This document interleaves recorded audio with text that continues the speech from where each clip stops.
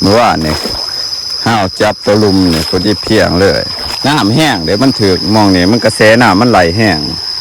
ก็คิดว่าพวกเจ้าไทยเลยเอาแต่เศร้าแท้ได้บ่ป่าเขื่อนนี่ ป้า บ่ได้อยู่หน้าบ่บ่ได้นอนหน้า น้องนาง โต่งบ่ได้เอาลงบ่โอ้มันเลี้ยงเงินเฮ้ยตูด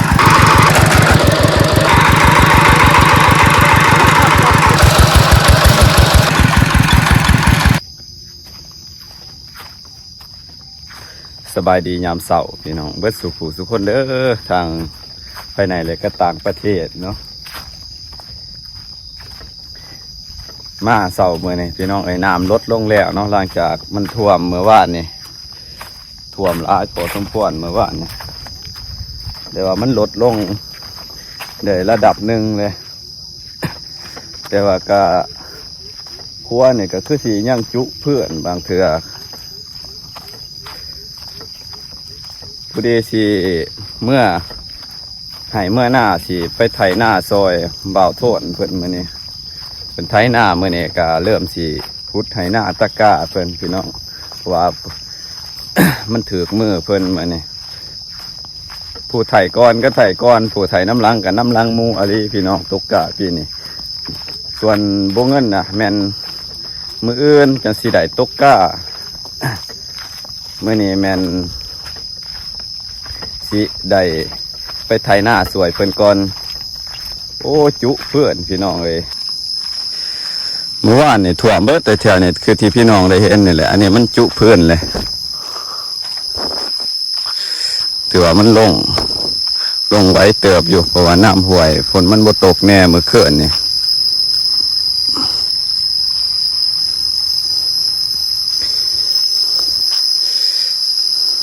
ต้นแรกนี่ก็อาจจะลงหลายเติบ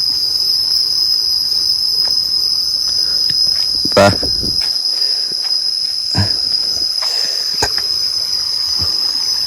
น้ำลดลงแล้วปล่อยตกน้ำเลยเด้อเมื่อวานนี่ห้าวจับตัวลุมเนี่ยพอดีเพียงเลยเมื่อวานนี่เพียงห้าวจับนี่ถือว่าลดลงเลยน้ำแห้งเดี๋ยวมันถือมองเนี่ยมันกระแสน้ำมันไหลแห้งเป็นตะยานเบิ่งเอาแต่ว่าบุฮูว่ามันสีโดนซ้ำใดแต่ว่าเขาเฮ็ดอยู่ใต้นะมันกับบถือทากับทางเขาออกอีกนี่แต่ว่าดินเขาเนี่ยมันเขาให้ทางนี่ก็เลยเฮ็ดแบบว่าเฮ็ดบนแจบนนี่ทางนี่กระแสน้ำมันแห้งๆถ้าท่วมร้ายกว่านี้นี่บ่ให้เว้ากระแสน้ำไหลถ้าเบิ่งพี่น้องจักว่ามันสีใดโดนซ้ำใดดอกเบิ่งจากกระแสน้ำไหลนี่มันไหลแห้งอะไรบนนี่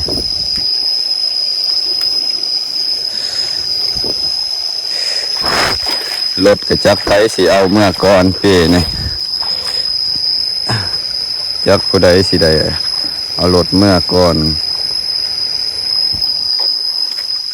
บางทีกับพ่อใหญ่บ้านบางเธอเพิ่นสิเอารถค้ำมาให้มาหน้า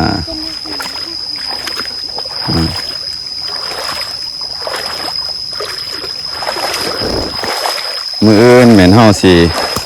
ได้ไฟแต่ว่ากะบูฮู้ว่าสิพันหรือบ่อน้ำนะพี่น้องย่านแต่ว่าน้ำมันสิหลงก้อนน้ำมันสิเบิดก้อน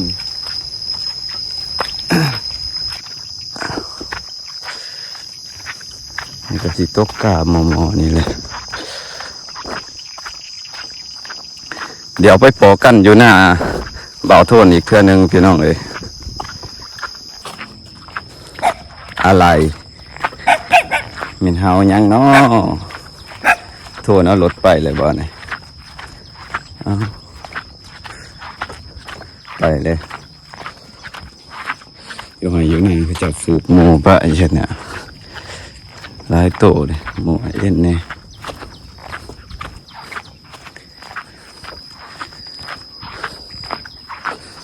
เป็นอะไรรถพวกนั้นอีกรถเป่าโทนเป็นอะไรอีกวัตตีขนาดปรับผ่านบ่เป็นบ่แต่ว่าจังใด เพราะว่าเป็นไทยหน้าแล้วว่าท่านใดไทยซ้ำเอารถไปว่าท่านใดไทยเพิ่นกับใหญ่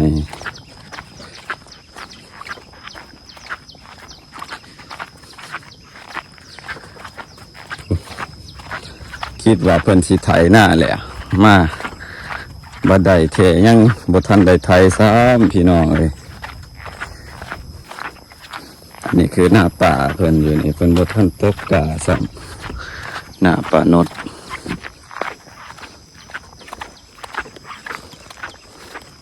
บ่แม่นแกะเอาเสือกข่อยบ่นะ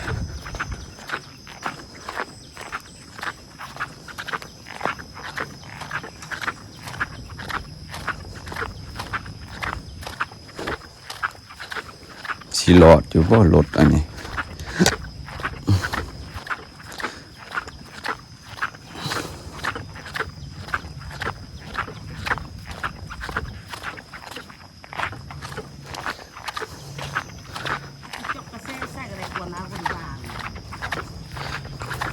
ก็คิดว่าพวกเจ้าไทยเลย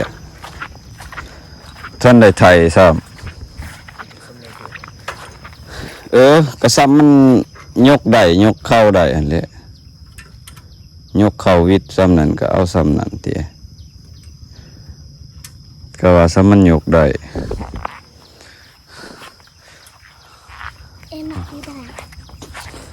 มักสีดาสุกเลยเนาะเขื่อนปนดเพิ่นบ่ท่านได้ตกกาจักมือใดเพิ่นสิตกเนาะฮะ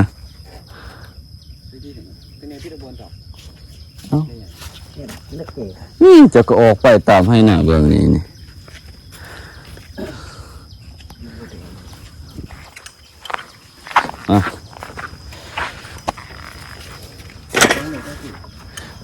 มันก็ไปฮะ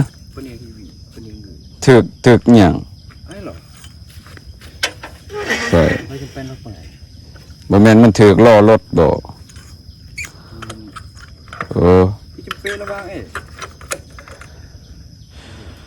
ชุนบุ่ม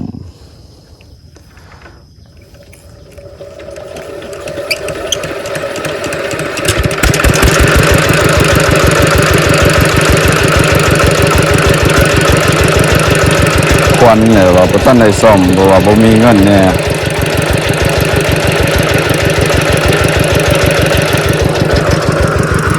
ก็สิเบิ่งก่อน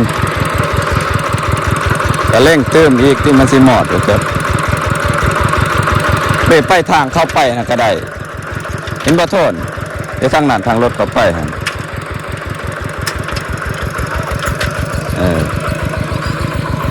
โอ้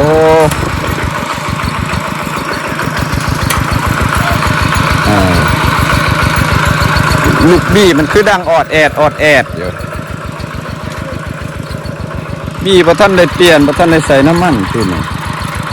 เพราะนั้นบี้มันแตกแล้วบ่บี้ใบไล่แบบนั้นว่ามันแตกแล้วบี้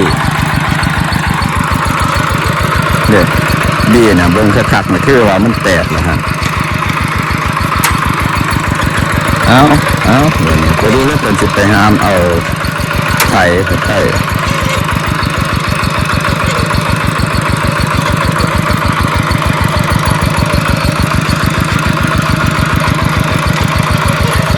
แล้ว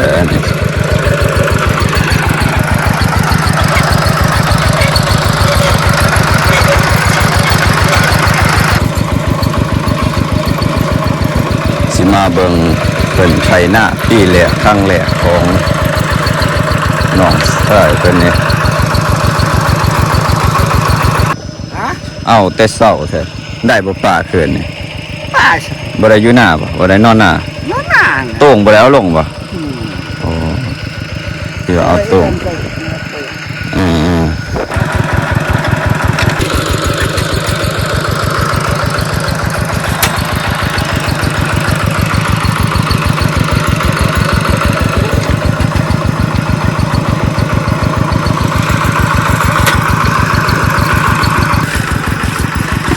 ปรับใบมันก่อน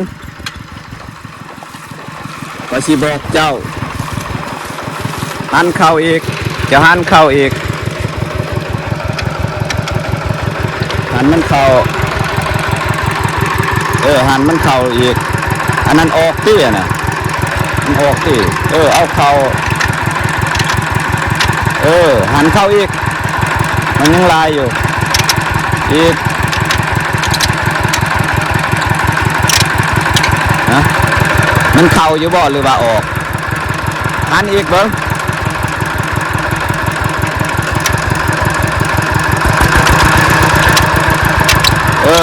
เอาลองไทยบัดนี้ลองปรับให้มันได้ก่อนเพราะว่าเพิ่นมือใหม่บ่เคยไทยจักเทื่อปรับให้มันกินฟันหน้าฟันหลังโอ้ละหลายโพดนี่ทางหลังนี่เอาลงอีกนี่โอ้เจ้าใส่บ่ถึกพวกเจ้าใส่บ่นี่ตัวนี่ใส่บ่ถึกนี่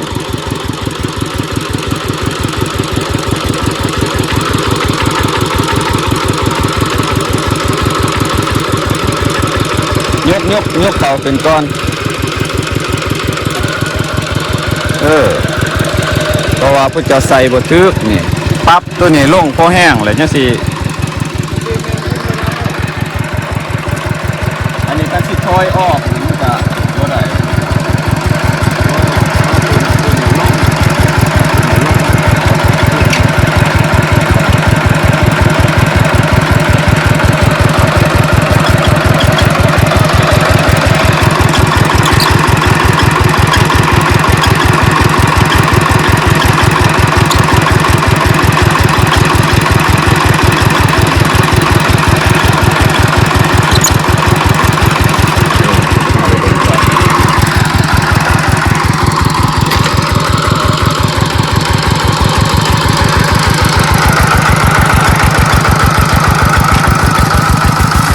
มันยังเงินห้อยตูด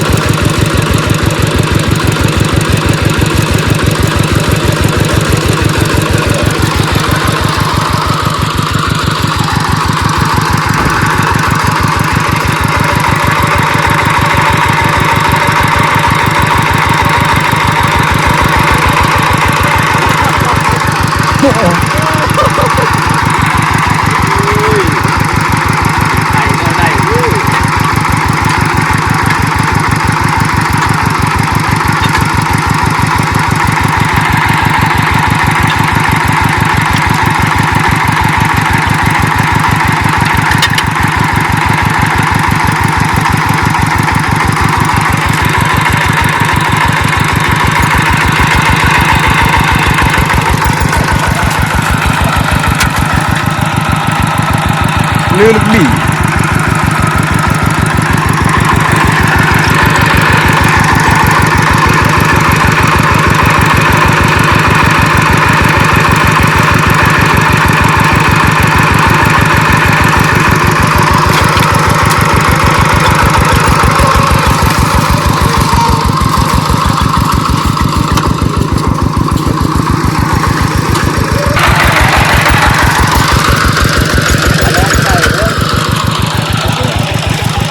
เปลี่ยนบีใหม่ใส่บีใหม่เบิดมันจังซีดีเวลาโง่แล้วยกเข่าเพราะว่าอันนั้นมันติดบกคมลงแห้งได้ยกเข่าขึ้นแน่เพราะว่าเขาใส่เสือกพี่น้อยมันยกขึ้นเลยมันเพราะว่าหูน็อตหูบอลไหลคัดมันรวมเลย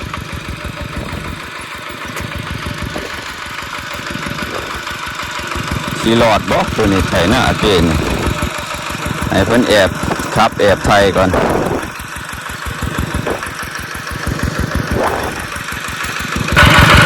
เจ้ากระเบิงล่อเบื้องนี่ให้มันเหยียบห้องตัวเจ้าไทยนี่ฮะ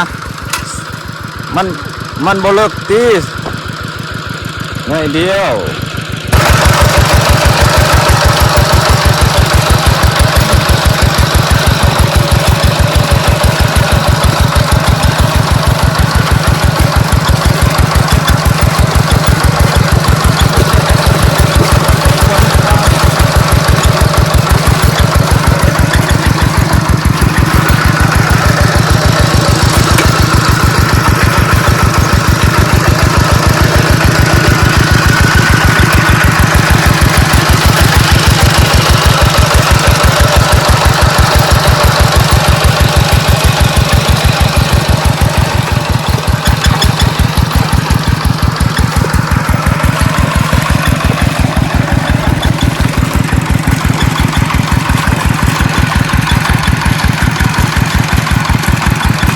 เบิ่ง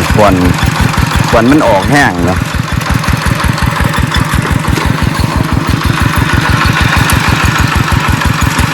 ตาเบิ่งว่ามันสิใส่มันสิหลอดบ่เทศหน้าปีนี่ลมมันก็มันตีดแห้งเลยนี่เอียงไปโลดเอาคอยนี่ลมซื่อๆบ่ได้เว้ากับเจ้าเว้ากับคนเบิ่งนี่ โซ่ให้คนเบิ่งว่าลมมันแห้งดิมันรวมแห้งเลยปิดก้ายไปใส่ลูกสูบแล้วก็อันนั้นแวนสูบแล้วก็ยังเป็นคือเก่าเพราะว่ามีคนมาทำลายพี่น้องเลยมีคนมาทำลายรถเพิ่นปะอยู่หน้าเลยเขาเจ้า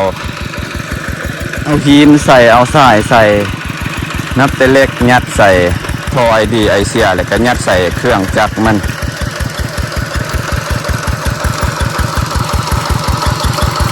อันนี้มันถือกดินทรายบนนี้ยังแค่นี้บัดเท่านั้นมันถือกดินเหนียวดินยังมันขับมันหยาบเลย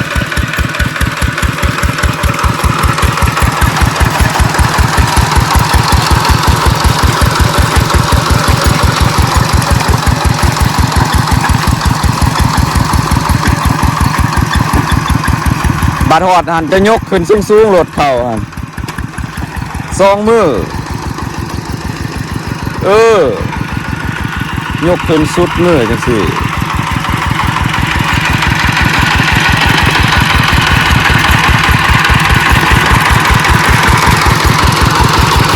มันคือไปทางนั้นโอ้มันมืดเลยเนาะไปหายไหมไปหายไหมให้ตัวได้อีกเอาทางหน้านี่บ่แม่นบ่คือซีเมนที่ไทยเลยทางหน้าจะหัน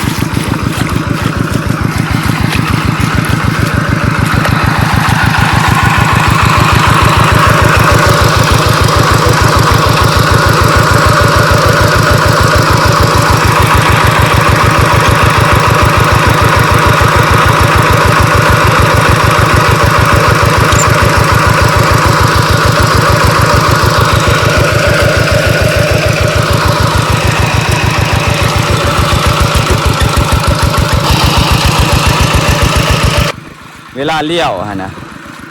เพราะว่าใส่เสือกแล้วมันแนมบ่ได้เพราะว่ามันรวมโพดพี่น้องเอ้ยมันเกาะเลยที่ใส่เสือกแบบนี้มันง่ายแบบว่าเอายกขึ้นแล้วมันง่ายเลยกับลูกบี้หรือว่าลูกเปื่อนมันบ่แตกแต่ว่าพี่น้องก็น่าจะบ่เคยเฮ็ดดอกเพราะว่ามันอันนี้มันบ่ปกติเลยรถอันนี้นะไทยนะก็เลยเฮ็ดจังซี่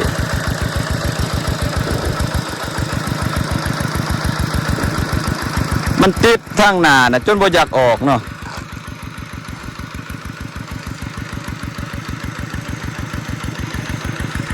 เอาพี่น้องเอ้ยคลิปนี้ก็